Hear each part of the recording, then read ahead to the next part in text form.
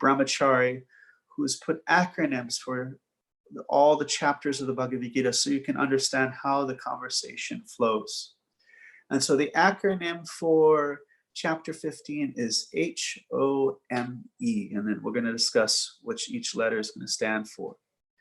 And so I'll start with reciting the first 6 verses, and then we'll go shortly over the first 6 verses, and then we'll go on like that.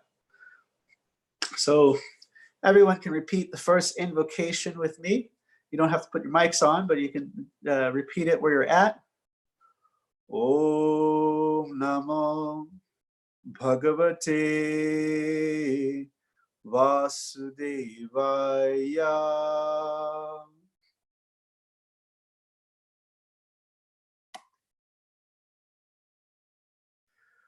Om Namo Bhagavate Vasudevaya.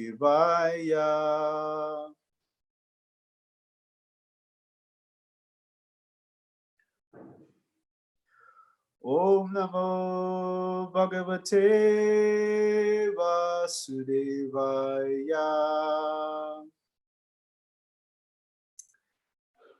So what follows is a recitation, a discussion on chapter 15. And so the first 6 verses are like this.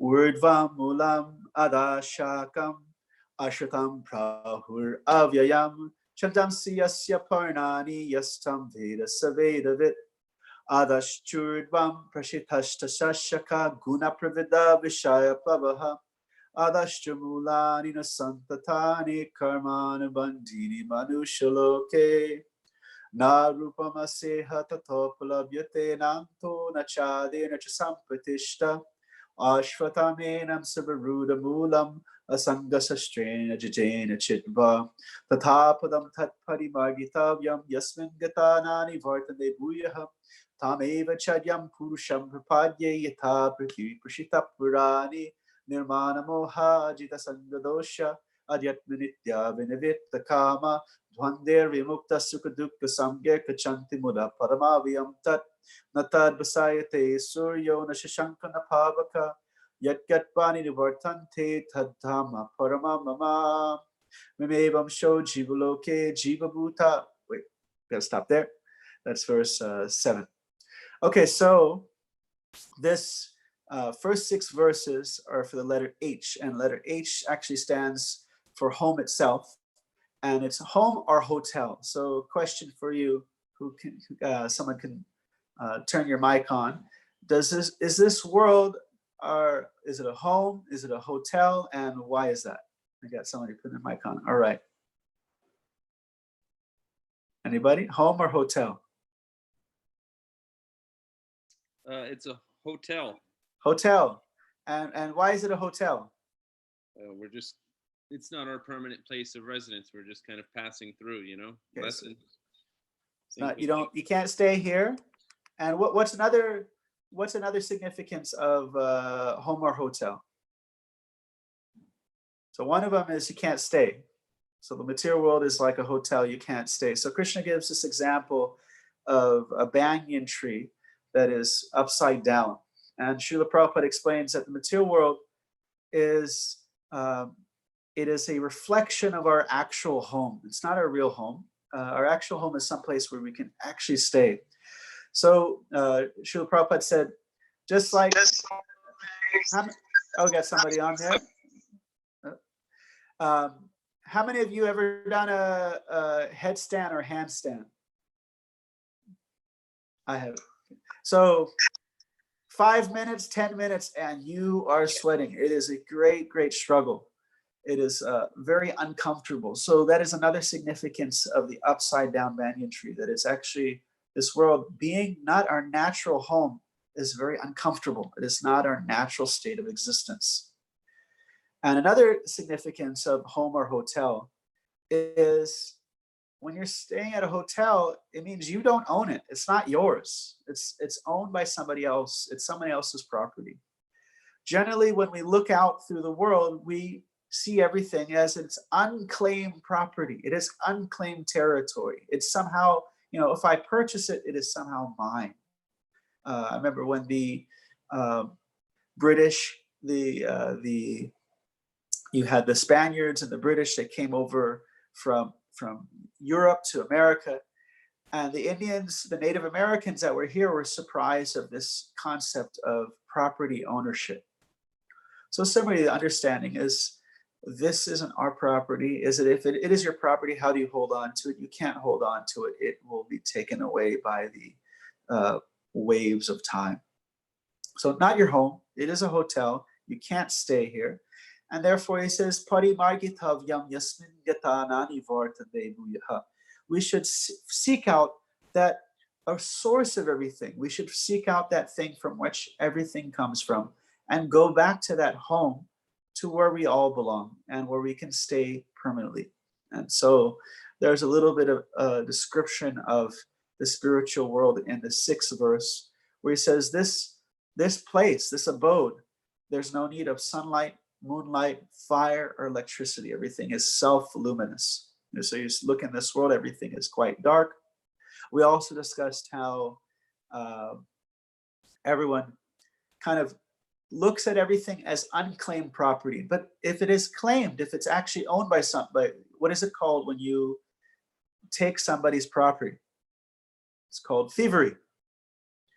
So Srila Prabhupada gives the example is that some thieves, they break into a bank, or they break into somebody's house, and they steal the money, and then they have a meeting. All the meetings get together and they say, all glory to the thieves. Thieves ki jai. Jai. And then they have a nice meeting and they say, now that we have robbed this place, we have just one request. Please, please, please divide it up honestly. But the whole thing was thievery. So there's no honest. So similarly, when we look at this world, if we're looking at it as my property, then we are automatically in the mood of taking. And then we say, no, we're going to be honest takers. Now we'll make a peaceful situation, but we're starting on the premise of taking some other property. So that leads to the next verse. So the first letter is H, the next letter is O, and O stands for over and over and on again. So we'll go verses 7 through 11. Mevamsho jiva loke jiva bhuta sanatanaha manasashtanji and jyani prakritishtani karshati shariram yat avapnoti yachchapi kramatishvaraha grihitvatani samyati vayu gandhanavashayat shotram chakshus pashanam cha rasanam gahnam evacha adhishchaya manashchayam vishayan upasevate urkamantam stitam vapi Bhunjanam Bhagananvitan Vimarananu Pashyanti Gana Chakshusha Yadanto Yogi Nashchainam Pashanti Atmavashchatam Yadanto Kritatmano Nainam Pashanti Chetasaha Yaraditya Gatam Tejo Jagat Vasayate Kilam Yachchajamasi Yachchagno Tattejo Vidimamakam. Okay, I went a little too far again. So that was 7 through 12, but it's supposed to be 7 through 11. This is where Krishna talks about how we are constantly changing our body. So he says, Mevamsho, my anksha, my parts are the souls. They are existing in this material world. Me anksho jiva loke, jiva bhuta sanatana. So they're in this world, they're trying to, as we mentioned earlier, exploit the resources of this world. They're trying to claim it as their own. And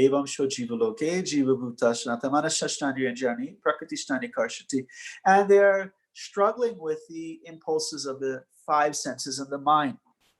So the mind is the 6th sense. And so their senses are observing the world and seeing this is mine, this is mine, this is mine. And they're being pushed from one body to another. So the next verse describes how one changes from one body to another. It says, Sharidam Yadavapnoti. And the last line says, Vair Gandhanavashya. So it is like the air. Air has no fragrance, it is neutral.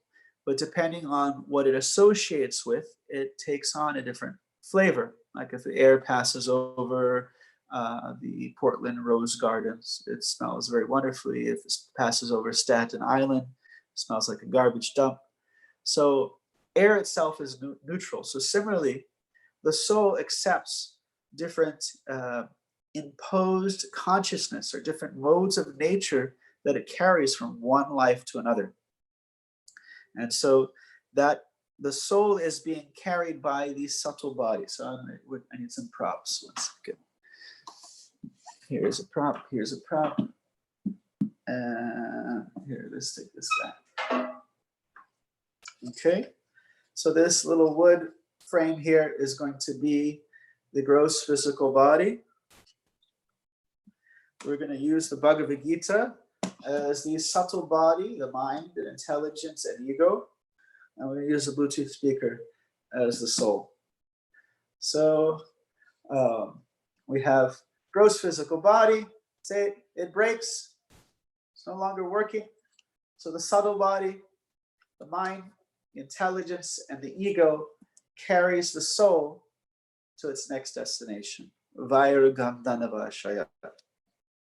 Maybe you heard this word Gandhi. Yeah, Gandhi means fragrance. So thus the soul being carried by the subtle body. Let's see, do we have any other props? Prabhu, you know your video's not on. Oh, my video's not on? No. Oh, okay, there you go. There we go, sorry. Thank you. I have a video on Facebook that I didn't know it was not here. Okay. Okay, so yeah, I was showing here subtle. This is a little prop we had here. We have the, this is the physical body, this is the subtle body, and this here is the soul. And so when this breaks, or this subtle body carries the soul to its next destination. When this physical body no longer is able to house the soul, the subtle body carries the soul to its next body. So this big old book here is going to be the next physical body, subtle body, self, soul. So earth, water, fire, air, ether, mind, intelligence, and ego, and actual self. And so like that, Krishna is explaining how the soul is transmigrating. He is changing one body to the other.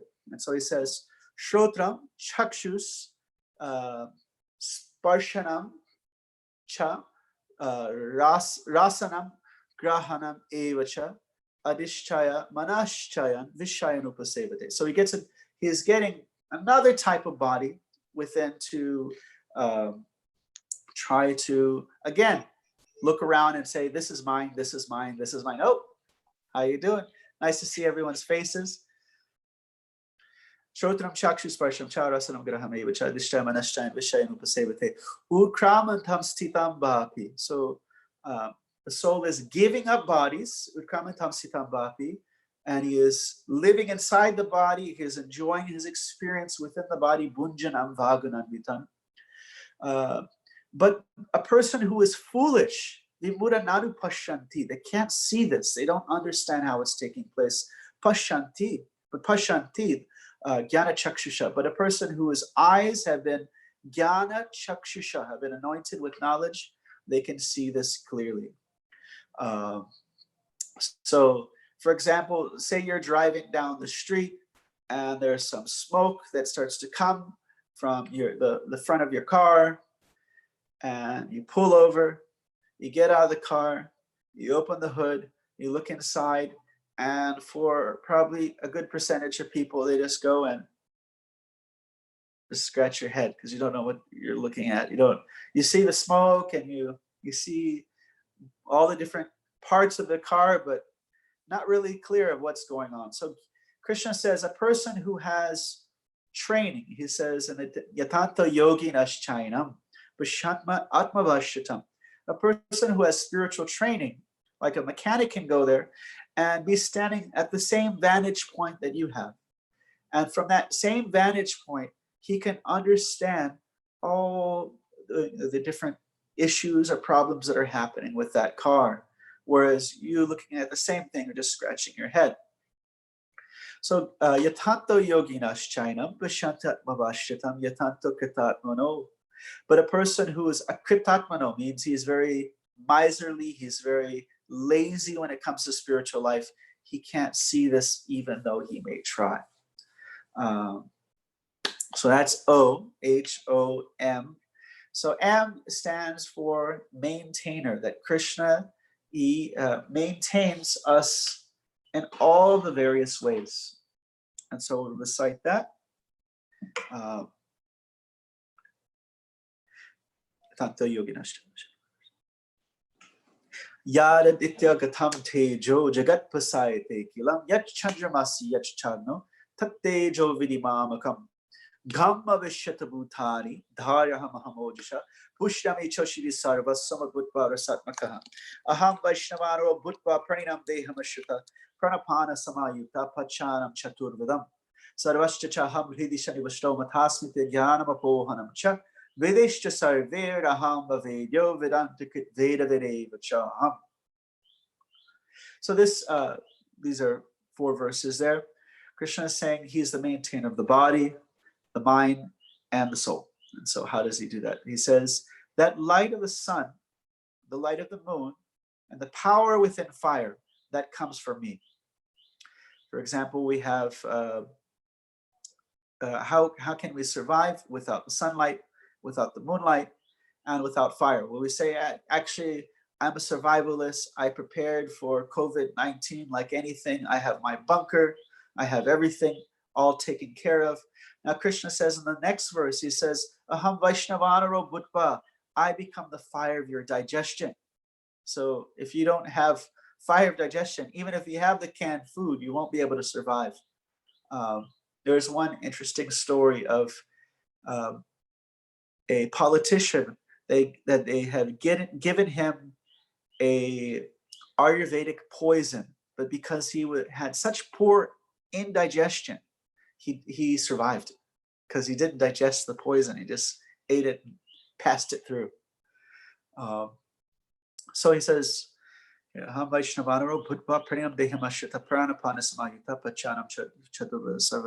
verse before that. He says, I keep the planets afloat. How many of you have been on a plane? I'm sure everybody's been on a plane, flying in the air. You feel the turbulence, you feel everything moving around. Yet this planet is moving at great speeds. But we find Krishna's technology, we don't even feel disturbance.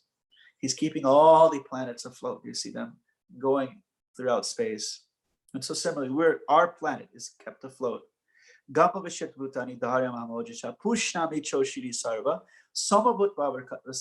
also says that by the influence of the moon, I affect the growth of the vegetables and make them very nutritious. Now, this is something that is discussed in the Bhagavad Gita, but it's also discussed in our Western science of agriculture. There, if you look at the Farmer's Almanac, it talks about how there is something called lunar burn, meaning if you cut a plant on the lunar eclipse, or the influence of the pull of the moon will pull the sap out of the plant, starts to bleed out. So just like the moon can pull trillions of tons of water, and raise it up even higher, drawing waters from other areas, the moon can also draw nutrients up into the vegetables. And so Brahma Vishuddha Bhutani, Krishna says, I become that influence. I cause that to happen. So without Krishna's influence, we wouldn't have this nutritious vegetables. We wouldn't have the sunlight. We wouldn't have the power within fire. So that's, of course, the body. Then he says, Sarvasya Chaham Hridishani Vishto. I supply the functionings of the mind. So Jnanam, Apohanam, and Smriti. This is knowledge, forgetfulness, and remembrance. And so these are the various functions of the mind. And he is supplying those so we can operate in life. For example, there is something called, we digest things, not just with our stomach and our mouth. We digest things with our eyes. We digest things with our ears.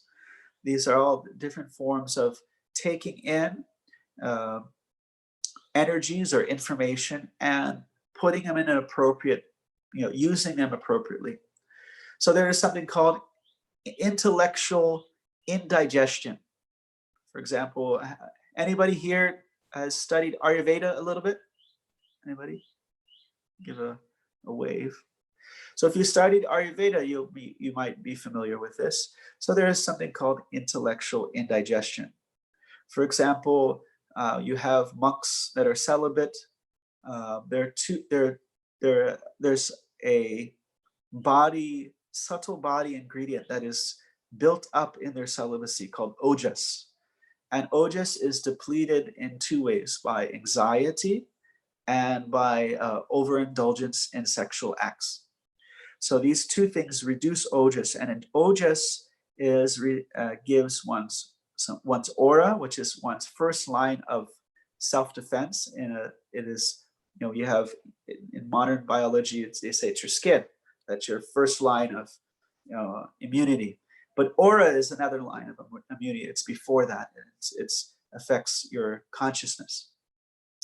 So I'll give you a simple example of intellectual indigestion that I've experienced, is that when you're really sick and you perhaps watch some movie or something like that, you'll find that you can't get those thoughts out of your head. You can't process that information and just put it away. It just kind of rolls around in your head. Like, for example, if you're ever really sick, you probably don't want to watch a horror movie or something like that. You just won't be able to get those thoughts out of your head. So intellectual indigestion is when you can't take the information and put it in its proper place, and it just clouds the consciousness. And so Krishna says, I become the functionings of the mind. So we can't have any functionings of the mind without, yes, the hair. So I was saying, nobody's ever seen this hair, not even my wife until recently. Great to see you, Sadhu Sangha. And then in the second half of the verse, he deals with the self. So he said body, mind, and self. So sarvashachaham hridi shani vishto matasmite jnana vabhohanam cha. That's for the mind, functions of mind. And Vedesh sarver aham bhavedyo. I provide Vedic knowledge by which you can understand me. So that is for the self. So he's maintainer of the body by the sunlight, the moonlight, the fire, the power within fire, the influence of the moon, the power of digestion, the keeping the planets afloat. Then there's a meme that going back to Sadhu Sanga's laugh on my hair. There's a meme that says quarantine haircuts, and one of them was just like just a buzz here that your clippers broke. So I was about to do that about 3 weeks ago. I had some buzzers and they got about this far and they weren't working. And I was like, okay, I shouldn't try too hard because I'll just get halfway bald, or I'll have like the RoboCop, half. So no fun with that. And so everyone can see the Afro circus. So where were we? We are on body, mind, and then soul. Vedeshcha sarver. I provide the Vedic knowledge so you can understand me. And so the last 5 verses is where we get into Superman. This is, Krishna calls it the Superman yoga, the Purushottama, the yoga of the supreme person, the super person. And so this last 5 verses goes like this.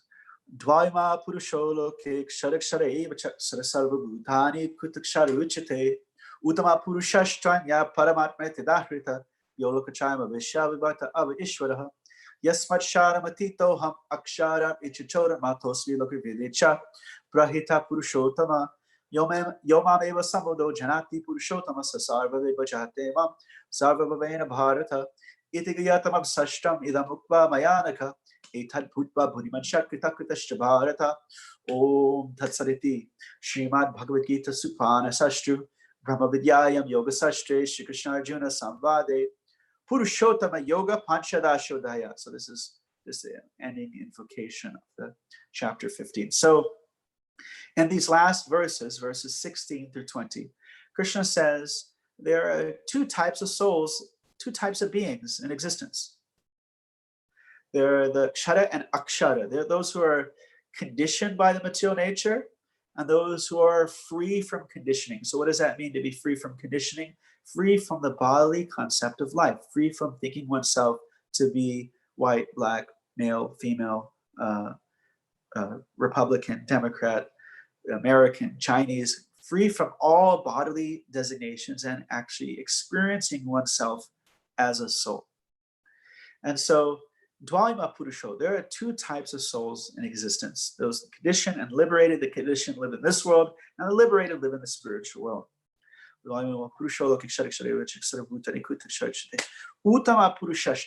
here is where Krishna introduces something. He says there is another person. Anya means another. There's another person besides these two. Now this is a direct front to certain philosophical traditions that teach if you do some meditation, if you practice hard enough, you can become God. Now here in this verse, it's saying actually, besides the one who is already on the perfect level, there is someone else, another person, Uttama Purusha, and he is the supreme person, the Superman, Uttama Purusha Shtranya, Paramatmeti, and he is known as Paramatma, the super soul.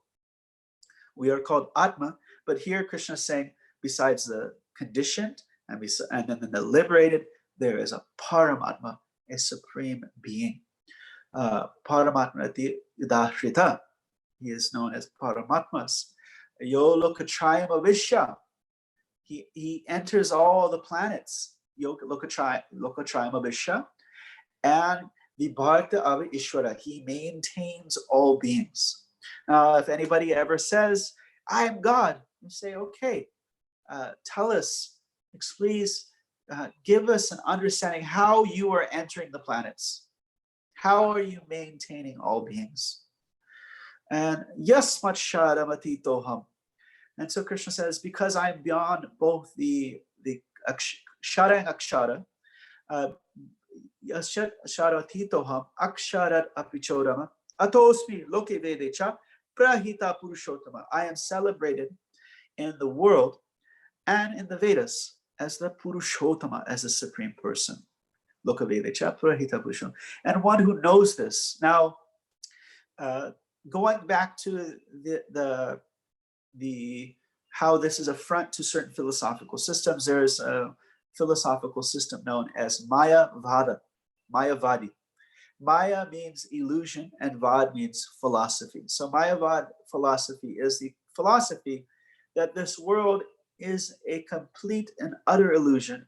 Not an illusion in the sense of how the Vaishnavas understand it, that our illusion is our connection to it, but they say that it actually does not exist. Or they'll come to a inconceivable point of saying that it doesn't exist and it doesn't exist. So it's kind of a little confusing. But their philosophy of non-existence doesn't stop there. They say that actually God doesn't exist. The concept, the information of God appearing as a person, that is just part of the illusion. Like in the Matrix, you have different characters. So according to the Mayavad philosophy, God or Krishna or Vishnu is just another character in the illusion. And it's all just an illusion, and you just want to merge into the oneness of everything. And so Krishna is giving some alternative information. There is a oneness, but it is not an absolute oneness, and it's very simple to see. For example, how many of you would consider the sun to be very cold? We all live in Texas. It's not really hot today, but we can understand that the sun has heat because we have an experience of sunlight, which is an effect or a quality that comes out of the sun. Where the rays of sunlight have luminosity and heat, and therefore we have what is called sat karyavad in Sanskrit. The logic of the effect reveals something about the cause. So the effect has luminosity and heat. What does it say about the cause? The cause has to be so much more luminous and full of heat. Now, certain aspects of the effect are present afar that produce results that are different that are found in the cause. For example, when you have the sunlight far away from the sun, what are some things that appear that don't appear in the sun? A question for you. I'm going to stop so you can answer that question. You can text it or put it on Facebook. So I'll say the question again. You have sunlight is an effect of the sun. That effect, when it's distanced from the sun, it produces some things that are not found on the sun itself and can only be found when it is distanced from the sun. So who can give the answer? Tyler, you got an answer? Anybody?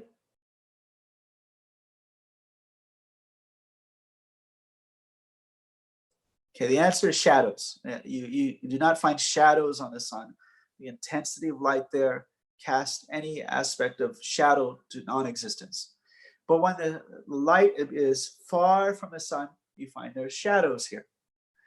And so, although heat and light is found in the rays of sunshine, and shadows are found in relation to the rays of sunshine at distance, the shadows are not found in the sun. But heat and light is found in the sun in its most intense aspect.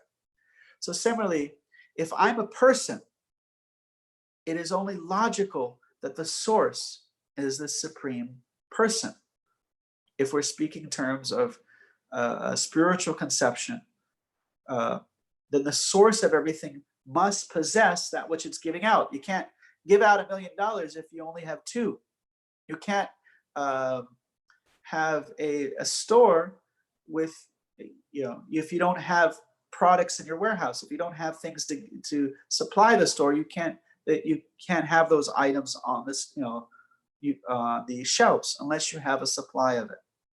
So unless God is the source of personality, being the source of everything, then you wouldn't find personality in this world. You can't give what you don't have. Now one will say, wait, if I'm a person and God's a person, then I have imperfections. That means God has imperfections. And that's just like the shadows. Those shadows exist in distance from the source, but they're not found in the source itself. And so it is a misconception to transfer those qualities all the way back to the source. Does that make any sense? Do you understand that? And so Krishna is answering that in the second to the last verse, the philosophy of Mayavada says, yeah, there is a personality, Krishna, there is Vishnu, there are different divine beings, but they are all just parts of the grand illusion. And when you come to the highest, it's all just oneness. And so Krishna says, what's the second to last verse, verse 19, Yo mam eva samudo, one who Yo mam eva samudo janati purushottama sarvavid bhajate mam sarvabhavena bharata. So yo mam eva asamudo janati, one who knows janati asamada, without a doubt.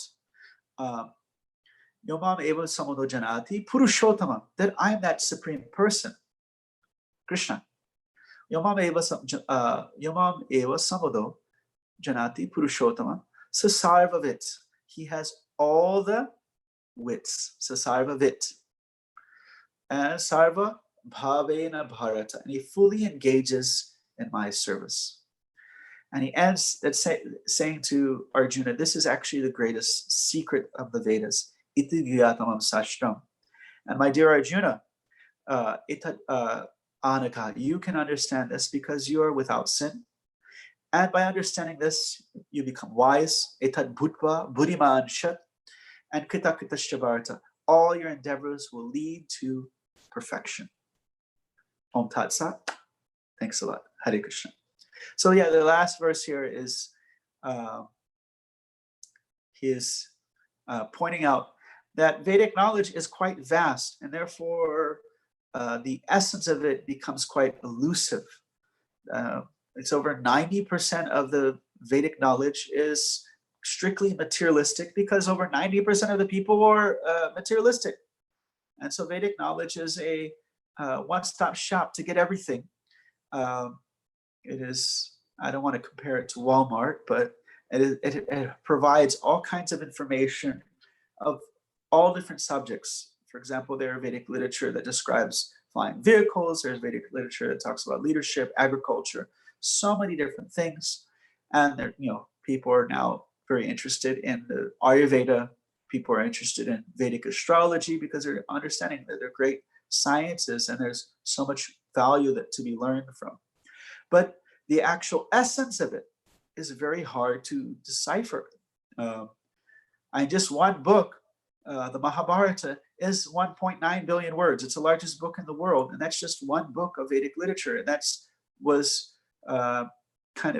Mahabharata was written in such a way just to help people start to get some taste for spiritual life by becoming attracted to the message of the Bhagavad Gita. So I'm going to stop here and see if everyone can give some reflections. So we have Enrique, we have Harita, Ravi, we have Kurt, we have Nityananda Prabhu, and ask everyone, Bhagwan Narada, everyone here gives, what's your doggy bag? What will you take home? What is your reflection? So let's start with Kurt. Kurt, you available? All right, got Bhagwan Narada. He's ready. I have a very simple reflection, but really profound. The statement of just subtleties, like you said, we're digesting with our eyes, with our ears, And so I was looking at some of the verses, and I picked 15:19 here in the purport, where Prabhupada says that one should actually receive the Vedic message from the authorities like Krishna and his representatives. Krishna distinguishes everything very nicely. One should hear from this source. Simply to hear like the hogs is not sufficient. One must be able to understand from the authorities. So basically just that understanding of all we should be doing is hearing about Krishna, or channeling our hearing in such a way that we're remembering Krishna Katha. So I appreciated that point, and it hits home. These subtleties are what reflect in our our aura, our consciousness, our ojas. So easily as we can build it up, we can take it away. So it was a nice point of just digesting with your ears, And I was thinking about how Krishna is able to taste the food and the offerings with his eyes. So likewise, we're able to do the same thing to a minute degree. So it was a good point. And so we are what we eat. Yeah. So according to what we're taking in with our eyes, that becomes us. That becomes our consciousness. Or according to what we're hearing with our ears, that becomes our consciousness. We often think we're very free in our independent thought, but our independence is really expressed in what type of association we choose to be around. But how that association affects us is not really our choice. We are very much affected by what we take in, what we hear about, what we see, what we speak about, what kind of things we eat. I'll give you a simple example. There is a British magician. He's a hypnotist, and he invited some of the top executives of an advertising firm to his office to do an experiment. And the experiment was, he had a fake business. The business was a line of taxidermy shops, a line of stuffed dead animals. And so he invited them off to his office. He handed them an envelope, and he told them, I want you to make an ad for our business. This is an experiment. It's not even a real business, but just make an ad for our business. Give it a name, give it a nice image, and give it a slogan. And he said, you have 30 minutes. So after the end of 30 minutes, they drew a bear with wings, with a harp in the clouds, and it said animal heaven, and the slogan is where the animals go after. They opened up the envelope. The envelope had basically the same thing. Actually, the envelope, the image in the envelope had the same name, had the bear, the harp, the clouds, and a golden gate, and the slogan on the bottom. They had drawn about 3 different renditions. The second rendition almost exactly matched the one in the envelope. So the question is, how did they come to draw the same thing that he had, that he had already, sealed in the envelope and gave it to them? It was the taxi drive. It was the drive from their office to his office. He had planted so many things. He had put a harp in the window of the music shop. It went by the animal hospital. They drove past the zoo, and everybody had some design on their T-shirts. A bunch of kids, actors, walked in front of the car, and somebody came out of the building with a package with some wings drawn on the package. And in this way, he planted in that person's mind everything to produce the exact product that he wanted. And those artists, those conceptualists of the advertising company were considering that this is my independent creation. I chose Coca-Cola, I chose this, I chose that, but it has been influenced into their own consciousness to be a certain way. So the idea is, we are digesting all kinds of things. We can choose what kind of things we want to surround ourselves in, so we can be in the greatest state of consciousness, but we are definitely very much affected by all those things that we associate with.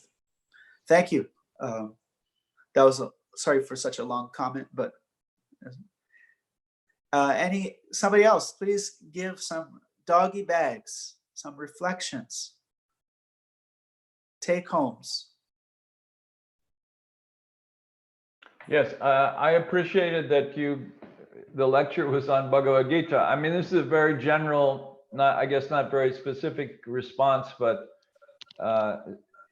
so many people nowadays so many people, meaning devotees, and devotee presentations are based on Rasa Shastra or something on a higher level. But I feel that Prabhupada was very interested in bringing the Bhagavad Gita to the West, and he was committed to establishing basic philosophy, like you were saying, kshara and akshara, the fundamental idea of who's the soul and what's the nature of the soul, and who's the Supreme Personality of Godhead and what is the nature of the Supreme.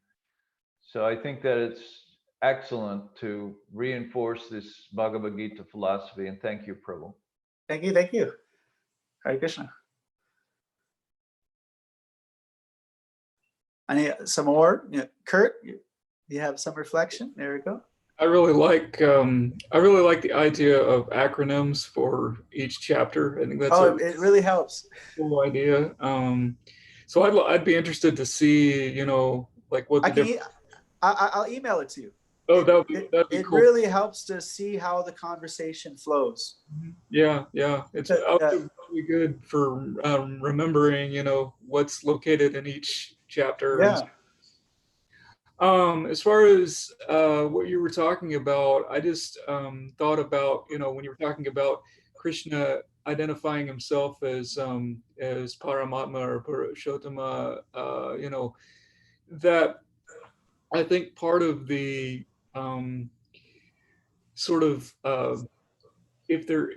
if one were to say there's an appeal to Mayavadi philosophy, it would be that if one says that there's no God, or that God is impersonal, or what have you, the only possible appeal to that would be that if that's the case, then one doesn't have to be accountable, to a God. Because when we identify, when we come to terms with the fact that there's a supreme person, ultimately we have to then become accountable to that supreme person, right? So then that automatically kind of puts us into another realm of consciousness in a way.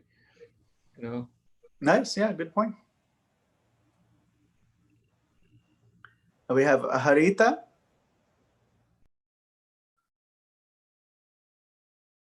Or Ravi. Hare Krishna Prabhu.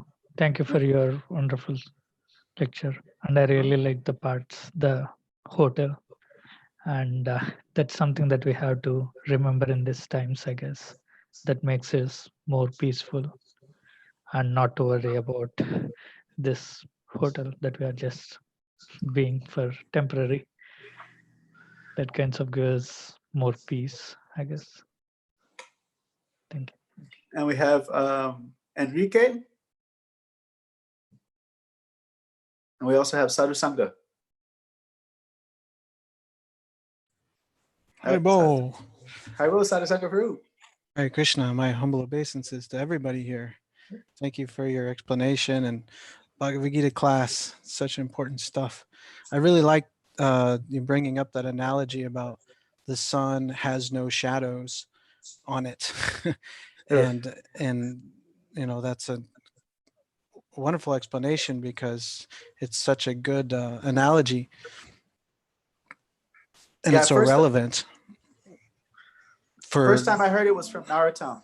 The not the shadow part, but just like how many would you consider the sun is cold? Like, does it make any sense that, you know, hot sunlight comes out of a cold sun? You know, yeah, persons come from an impersonal source. Yeah. So in the same way, the absolute truth, the closer the living entity gets to Krishna, the less ignorance we have, the less whatever material relative consciousness we have. And that's the whole point of spiritual life, is to know and love God. So simply by the process of Krishna consciousness, we come in direct contact with Krishna, and gradually we become drawn closer and closer and closer, and all those kind of like shadows go away, so to speak. So it's true across the board that anyone who becomes more Krishna conscious, there's less, you know, fear and ignorance in their life, and their harmony naturally, you know, springs from that because of the lack of ignorance in their consciousness. And so Krishna consciousness is just a perfect process because it's so simple and so simultaneously practical. By simply chanting Krishna's holy name and hearing from the right authorities about the absolute truth, naturally the natural Krishna consciousness of the soul just manifests. And so I really appreciated your explanation. I thought it was really nice. So thank you for that. So Bhagwan Nardi, you got to get Sadhu Sangha on your class. Okay, great. Are you in Dallas? Is he in Dallas? No, he runs the center in like you. He's got a center in Bellingham, Washington. Okay, wonderful. Let's connect. That sounds great. Prabhu, Nityananda Prabhu, can you hear me? Yes, Enrique.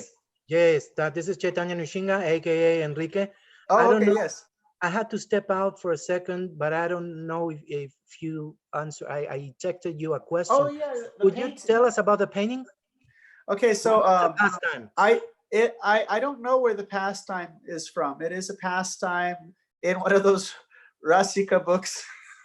and it's basically Radharani's upset at Krishna, and she has taken off her bangles and, you know, kind of taken off her kind of festive wear, and so Krishna, he comes in disguise as a Shivite Brahmana, and he's, you know, trying to put a good word in for himself. Thank you very much. That's funny. Yeah. These are painted by the Russian devotees in that live in Vrindavan. This is Vrindavan Das, and there's another one called Satchidananda. They make really beautiful artwork. And just to bring in that point that Dayananda Prabhu has mentioned is in the 7th chapter of the 2nd canto, I think it is the last verse of the 7th chapter of the 2nd canto, Vishwanath Chakravarti Thakur, Srila Prabhupada hammer this point that if you're not yet liberated, raise your hand if you're not yet liberated. You still have some bodily conception of life. He says that the preferred pastimes of the Lord are the pastimes of the Lord with matter. his interaction with this world, like his creation, his avatars, things like that. That is, Bhagavad Gita. All those things that are related to this world is the preferred focus of our study and meditation. Actually, Vishwanath Chakravarti, the Bhanu Swami had translated Vishwanath Chakravarti translation of that verse, the last verse. He says, if one studies Maya in relation to Krishna, then one will transcend Maya, meaning one understands Krishna's external energy. And so if someone is liberated, then they can really enjoy the internal pastimes. But if they're not yet liberated, then it's not that we cover our ears and eyes whenever someone talks about Krishna stealing butter or anything like that. We're not boycotting Krishna's pastimes. But the pastimes that are related to this material creation are also pastimes. Pastimes doesn't necessarily mean simply the very personal pastimes of Krishna, but the pastimes that are described in the first 9 cantos, or the pastimes of philosophy in the Bhagavad Gita, that is also pastime. So there is a understanding of a focus on that. That's why we see our Acharya Srila Prabhupada, he would always focus on those practical things that are for us. Otherwise, as Srila Prabhupada mentions in Krishna book, he says Krishna's pastimes are attractive to anyone, even the materialists. So a person could be in a complete material consciousness and enjoying Krishna's pastimes, and thus imagining themselves, oh, I must be an elevated saint because look how much I enjoy reading about these romantic stories. So we always want to ground ourselves with the philosophy of disconnecting our enjoying spirit of chasing after the temporary material energy, and thus we will have a better ability to understand and relish those other pastimes as well. Yeah, I mean, there's 9 cantos dedicated to that subject matter, right? And then 10th canto is, just there's no material separation. But also in Ishopanishad, mantra 11, I just kind of posted it here. It says, one who can learn the process of nescience and that of transcendental knowledge side by side can transcend the influence of repeated birth and death and enjoy the full blessing of immortality. So just to your point, just to, strengthen it more, another verse. Nice, thank you. Yeah. Yeah, we have to know the science of how this material energy of Krishna is working on us. Yeah. Is there any other reflections or comments?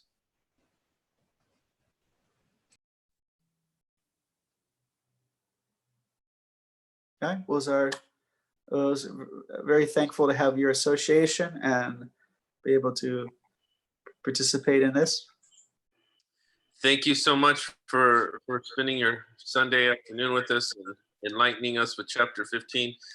I'm recording it right now, so it's live on YouTube as well, and I can send everybody a link if they'd like to go back and hear it again. But thank you so much, Prabhu, for taking your time. Thank you, John. Hare Krishna. And then everyone, another talk on Wednesday at 6:30. So please tune in again. And Sadhu Sangha, Prabhu, nice to meet you. Thanks for tuning in. And please connect. Let's connect. And if we can do some talk or something, that'd be great. Yeah, sounds good. See what happens. Thank you. Hare Krishna. Thank you, everybody. Hello.